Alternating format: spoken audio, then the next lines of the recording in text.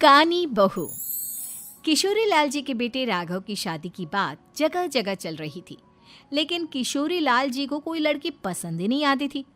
और उसकी एक ही वजह थी, किशोरी लाल जी का लालची होना।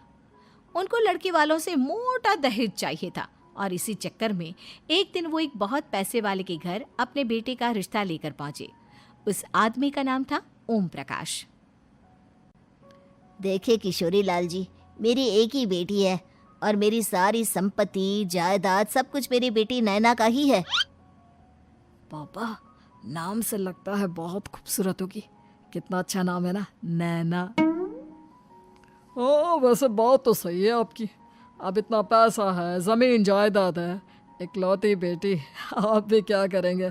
सब कुछ उसे ही देंगे ना। बिल्कुल ठीक पहचाना आपने। बस बेटी की शादी और सारी जायदाद उसके नाम। पापा, बिना देखे हाँ कर दीजिए ना।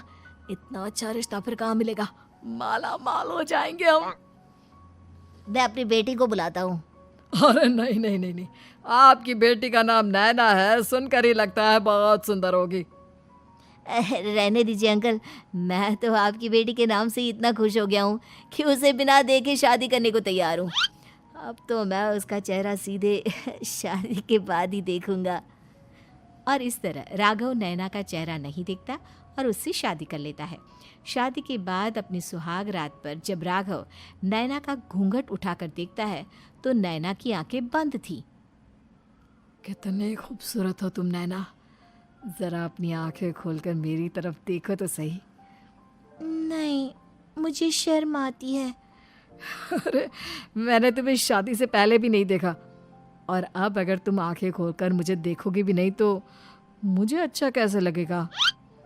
इससे पहले कि नैना अपनी आंखें खोलकर राघव की तरफ देखती, अचानक से लाइट चली गई और राघव नैना को पूरी तरह से देख भी नहीं पाया। अगली सुबह नैना राघव के लिए नाश्ता बनाकर लेकर आई। अरे ये क्या, आधा पराठा सीका हुआ है और आधा बिल्कुल कच्चा। ये तुमने क्या किया नैना? बहू, तुमने क्या आधा पराठा तवे से नीचे लटका कर रखा था, जो आधा सिका है और आधा कच्चा? मुझे जितना दिखेगा उतना ही तो सीखूंगी ना पापा जी। जहाँ जहाँ मुझे नजर आ रहा था वहाँ मैंने सीख लिया, जहाँ जहाँ नहीं दिखा वहाँ कच्चा रह गया होगा। इसका क्या मतलब है? ये कैसा मजाक कर रही है तुम? अरे बहू, तुमने इतना लंबा घूंघट क्यों लगाया हुआ है? देखो, हमारे घर में बहुओं को बेटी की तरह रखा जाता है, और फिर तुम तो इतना सारा माल लेकर आई हो। देखो, ये घूंघट डालकर रखने की कोई ज़रूरत नहीं है। हाँ नैना, पापा जी ठीक कह रहे हैं, तुम तो आराम से रहो, अपना ही घर समझो। नैना अचानक से अपना घूंघट उठा लेती है। अरे ये क्या पापा, नैना की तो एक आंख फूटी हुई है। नाम से नैना, लेकिन ये तो कानी बहू निकली। मेरे साथ धोखा हुआ है, धोखा।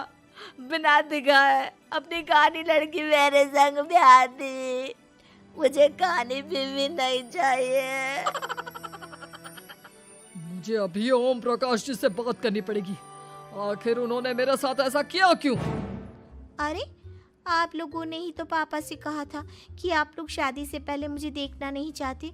अब मेरे पापा पर क्यों इल्जाम लगा रहे हैं? अरे लेकिन उन्हें बताना तो चाहिए था ना कि तुम कानी हो, एक आंख से तुम्हें दिखाई नहीं देता। किशोरी लाल और राघव नाराज होकर ओम प्रकाश को अपने घर बुलाते हैं। पापा जी, ये आपने क्या किया? शादी से पहले बताया क्यों नहीं कि नैना की आंखों में परेशानी है? अरे, आप ही ने तो लड़की देखने से मना कर दिया था। अरे लेकिन आप बता तो सकते थे। आपको तो हमारी बेटी की प्रॉपर्टी चाहिए थी, वो भी पूरी की पूरी। अब क्या हुआ अगर उसे आधा दिखाई देता है? प्रॉपर्टी तो आपको पूरी मिल गई ना। अरे ये क्या बात हुई? मेरी शादी प्रॉपर्टी से नहीं, आपकी बेटी से हुई है।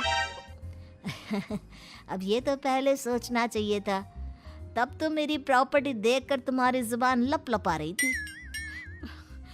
लेकिन मैं कानी लड़की को अपनी बीवी बनाकर नहीं रख सकता। पापा, कुछ करिए ना आप। हाँ, करता हूँ। देखिए ओम प्रकाश जी, आप हमारे साथ ऐसा नहीं कर सकते। और तुम देखो, अगर तुमने मेरी बेटी से शादी तोड़ी ना, तो जो भी प्रॉपर्टी मैंने तुम्हें दी है वो तो पूरी की पूरी वापस ले ही लूँगा, और आधी प्रॉपर्टी तुम्हारी भी लूँगा। अरे मेरी आधी प्रॉपर्टी भला क्यों लेंगे आप? इसलिए क्योंकि मेरी बेटी को आधा नज़र आता है और उसकी नज़र अभी तक तुम्हारी आधी जायदाद पर ही पड़ी है। अब तुम उसे घर से निकालोगे तो कुछ तो लेकर जाएगी ना। और अगर हम आपकी बेटी को अपने घर की बहू बना कर रखे तो? तो तुम्हारी पूरी प्रॉपर्टी तुम्हारी ही रहेगी, और जो मैंने तुम्हें दिया है ना, उसमें से बस मैं आधा लेकर जाऊंगा। अरे लेकिन अब आप अपनी दी हुई प्रॉपर्टी में से आधी वापस क्यों लेकर जाएंगे? अगर मैं आपकी बेटी को अपनी पत्नी बनाकर रखने को तैयार हूं तो? इसलिए ताकि भविष्य में अगर तुम मेरी बेटी को धोखा दो तो उसके पास कुछ तो रहे जो पति का हो। वैसे मेरे पास तो बहुत कुछ है, लेकिन अपने पति की कोई निशानी तो उसके पास होनी चाहिए ना। अब अगर तुमने मेरी बेटी को कानी कहा तो तुम्हें प्रॉपर्टी भी कानी ही मिलेगी, पूरी नहीं। जमाए राजा। किशोरी लाल और राघव समझ चुके थे कि वो बुरी तरह फंस चुके हैं और अब उनके पास वहां से निकलने का कोई चारा नहीं है। अब समझ में आया ना, लालच बुरी बला होती है। एक तो तुम्हें प्रॉपर्टी मिली, ऊपर से बीवी मिली, उसमें तुम्हें नखरे भी दिखाने हैं। आए बड़े, चुपचाप बैठो दोनों। कुछ दिनों के बाद नैना राघव की कार लेकर बाजार घूमने निकलती है और जब कार लेकर वापस आती है, ये क्या? एक तरफ से मेरी गाड़ी पूरी खराब हो चुकी है। लगता है तुमने मेरी गाड़ी को किसी दूसरी गाड़ी के साथ एक्सीडेंट किया है। अरे अरे कितना बड़ा नुकसान कर दिया तुमने बहू। वो क्या है ना पापा जी, मुझे एक आंख से दिखाई नहीं दे रहा था, सामने से गाड़ी आ रही थी। मुझे तो सिर्फ आधा ही दिखाई दिया और वो गाड़ी मेरी कार से रगड़ते हुए निकल गई। अब मैं क्या करूं बताओ? आप इसे ठीक कराने के पैसे कौन देगा? तुम्हारे पापा? तुमने मुझसे इस तरह से बात की? अभी रुको। नैना राघव की शिकायत ओम प्रकाश को कर देती है। देखो राघव, अब जो मेरी आधी प्रॉपर्टी तुम्हारे पास थी ना, उसमें से आधी और मैं लेकर जाऊंगा, क्योंकि तुमने मेरी बेटी को डांटा। अरे नहीं नहीं पापा जी, गलती हो गई, माफ कर दो। गलती की तो कोई गुंजाइश ही नहीं। अगली बार मेरी बेटी को डांटा तो बची हुई आधी में से आधी और ले जाऊंगा। लालच के चक्कर में हम दोनों ने बहुत बड़ी गलती कर दी बेटा। एक तो तुम्हें कानी बहू मिली और ऊपर से जो माल मिला वो भी काना।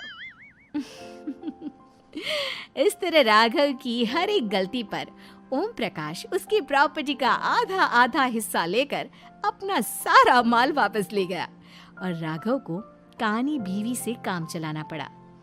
भाई लालच वाकई में बुरी बला है।